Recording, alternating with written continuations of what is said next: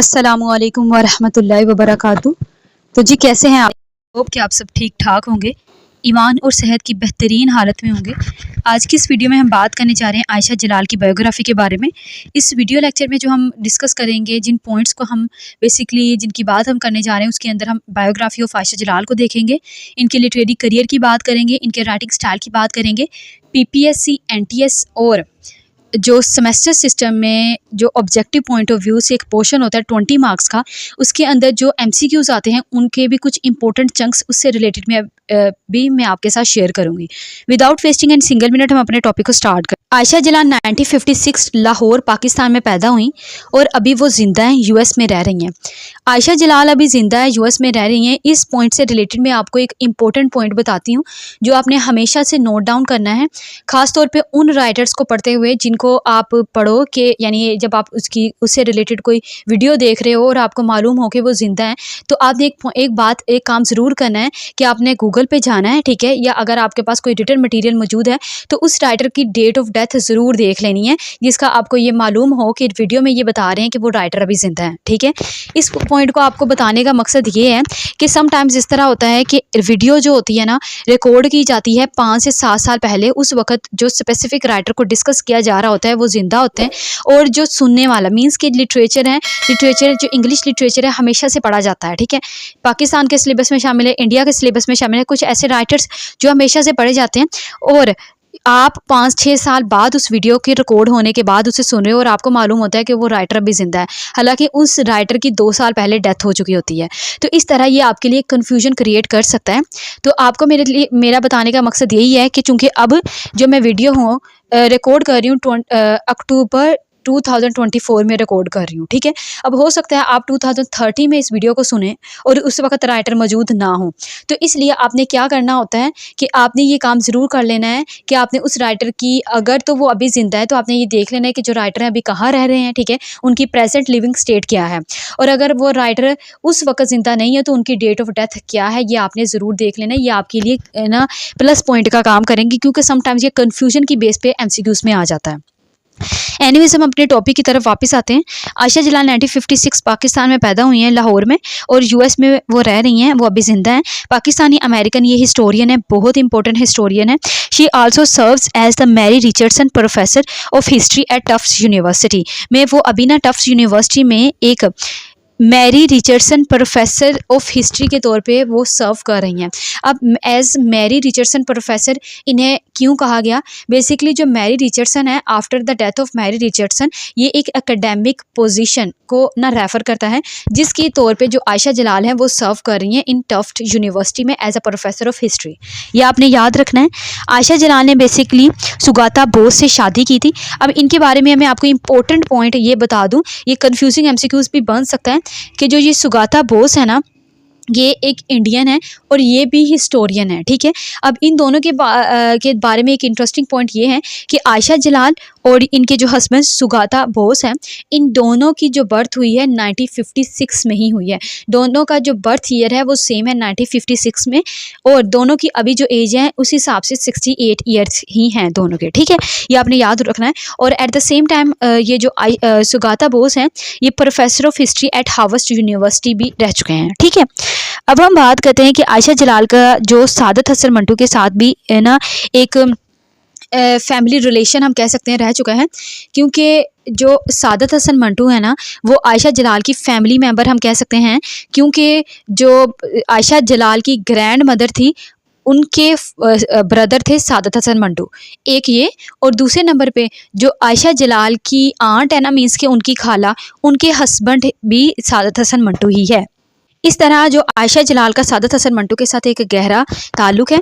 और जब आयशा जलाल अपनी आंट से मिली थी जिनका नाम था सफ़िया, तो उनकी आंट ने सादत हसन मंटू की लाइफ के बारे में इन्हें बताया कि किस तरह उन्होंने पार्टीशन को फेस किया था, उनके एक्सपीरियंसेस क्या थे, किस तरह सादत हसन मंटू ने सोसाइटी के अंदर जितनी भी सफरिंग्स थी, फीमेन को फेस कर रही थी, फीमेल जितनी भी सफरिंग्स, उन सब को जो सादत हसन मंटू अपनी राइटिंग्स में हाईलाइट करते हैं। तो उनसे इंस्पायर होके आयशा जलाल ने सादत हसन मंटू के बारे में अपने वर्क लिखा द पिटी ऑफ पाकिस्तान, जिसके अंदर बेसिकली वो सादत हसन मंटू की लाइफ के बारे में, उनके वर्क्स के बारे में और उनकी डेथ के बारे में इंसिडेंट्स को हाईलाइट करती हैं। 2009 में आयशा जलाल को सितारा इम्तियाज से नवाजा गया by the president of Pakistan. इनकी अगर हम राइटिंग स्टाइल की बात करें तो आयशा जलाल, जैसे मैंने आपको बताया, ये एक हिस्टोरियन है, तो वो हिस्ट्री को बहुत टच देती हैं। इनके वर्क्स के अंदर हमें हिस्ट्री देखने को मिलती है। हिस्ट्री एक बहुत इंपॉर्टेंट पॉइंट है, और इसके अलावा वो हिस्ट्री ऑफ साउथ एशिया बताती है अपने वर्क्स में। वो मुस्लिम आइडेंटिटी की बात करती हैं, वो कलोनियलिज्म और पोस्ट कलोनियलिज्म के पॉइंट्स को हाईलाइट करती है, लाइक वो हाइब्रिडिटी की बात करती हैं, आइडेंटिटी की बात करती हैं अपने वर्क्स के अंदर। वो पार्टीशन की बात करती हैं, पार्टीशन के वक्त जिस तरह लोगों ने सप्रेशन, मार्जिनलाइजेशन, सब्जुगेशन, ये सब कुछ फेस किया था, उनको बहुत अच्छे से हाईलाइट करती हैं अपने वर्क्स में। वो हिस्ट्री की बात करेंगी, अमेरिकन और साउथर्न एशिया की हिस्ट्री की बात करेंगे, उनके रिलेशंस की बात करेंगे। और इसके अलावा उन्होंने कायदे आज़म मोहम्मद अली जिन्ना, या अपने पॉइंट याद रखना है, उनके बारे में भी बात की है। इनकी एक आइडियोलॉजी है जो कंट्रोवर्शियल आइडियोलॉजी के तौर पे हम देखते हैं। इनके बहुत सारे इंटरव्यूज़ भी रिकॉर्ड किए गए हैं, ठीक है। तो आप आयशा जलाल को सर्च करके वो भी देख सकते हैं कि आयशा जलाल कायदे आज़म मोहम्मद अली जिन्ना के बारे में क्या कहती हैं, उसको हम नेक्स्ट बात करेंगे। बट ये आपने याद रखना है आयशा जलाल के कुछ इंपॉर्टेंट राइटिंग स्टाइल। इनके लिटरेरी करियर की बात करें तो इन्होंने वर्क लिखा था 1985 में, द सोल स्पोक्समैन। अब इस वर्क के अंदर बेसिकली 1937 में जो इलेक्शन हुए थे ना, वो इलेक्शंस जो बेस बने थे पार्टीशन की, यानी जिसके अंदर हमें पार्टीशन के फैक्टर्स देखने को मिलते हैं, फैक्टर्स दैट फोर्स्ड पार्टीशन, ये हमें देखने को मिलते हैं, उनको वो हाईलाइट करती हैं।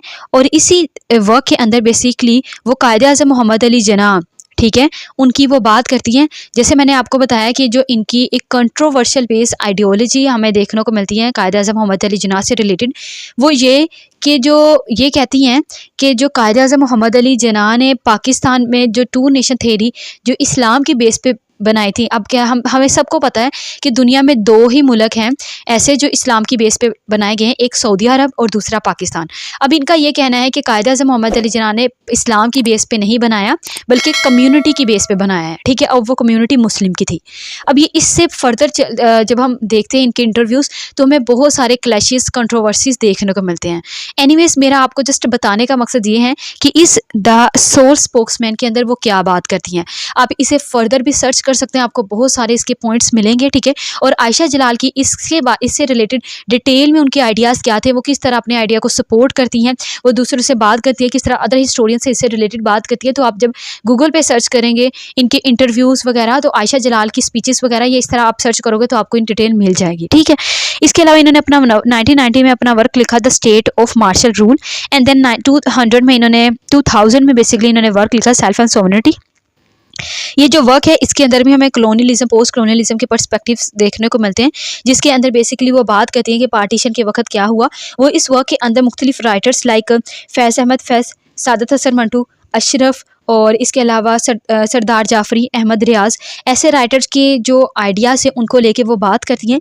इसी वक्त के अंदर बेसिकली उसने मुसलमानों के मुस्लिम एल्स की बात की है कि पोस्ट कलोनियल साउथ एशिया के अंदर मुसलमानों को किस तरह अदर समझा गया। और एट द सेम टाइम इसी वर्क के अंदर जो पाकिस्तान की हिस्ट्री लाइक ज़ियाउल हक और इसके अलावा जुल्फ़िकार अली भुट्टो, उनकी भी वो बात करती हैं, ठीक है। एंड देन 2013 में इनका वर्क आता है द पिटी ऑफ पार्टीशन। ये भी इनका बहुत इंपॉर्टेंट वर्क है। जैसे मैंने आपको सादत हसन मंटू से रिलेटेड इनके कुछ पॉइंट्स बताएं, तो इस वर्क के अंदर वो सादत हसन मंटू की लाइफ के बारे में बात करती हैं।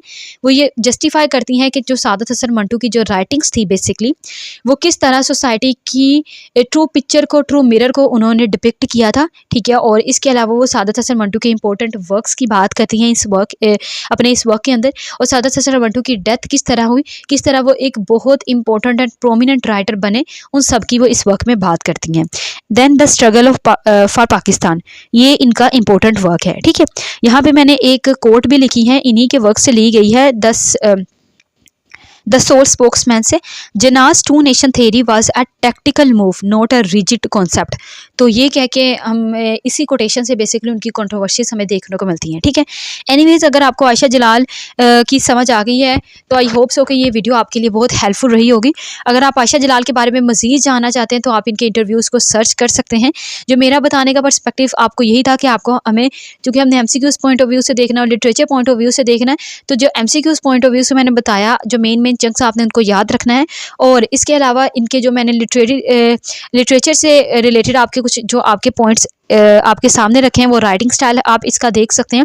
और इनका जो सादत हसन मंटू के साथ किस तरह सादत हसन मंटू के साथ इनका रिलेशन था, वो इनकी फैमिली रिलेशन हमें देखने को मिलता है, तो उनको आपने याद रखना है। बाकी अगर आप फर्दर सर्च करना चाहते हैं तो आयशा जलाल को आप सर्च कर सकते हैं, गूगल से उनके इंटरव्यूज़ वगैरह देख सकते हैं। तो आज की इस वीडियो में बस इतना ही। आई होप सो कि ये वीडियो आपके लिए हेल्पफुल रही होगी, कोई भी क्वेरी बाकी नहीं रही होगी। अगर इससे रिलेटेड कोई MCQs मुझे मिलते हैं तो वो सारे MCQs मैं अपने व्हाट्सअप चैनल पे ना अपलोड कर दूँगी। ठीक है, और इसके अलावा ये वाली स्लाइड्स पे आपको मेरे व्हाट्सअप चैनल पे मिल जाएंगी। व्हाट्सअप चैनल का जो लिंक है मैं अपनी इसी वीडियो के डिस्क्रिप्शन बॉक्स में पेस्ट कर दूंगी। अपना बहुत सारा ख्याल रखिएगा, मुझे पैलेस्टीन के पीपल को खास दुआ में याद रखिएगा। मिलते हैं आपसे किसी नेक्स्ट वीडियो में विद नेक्स्ट टॉपिक के साथ। अल्लाह हाफिज़।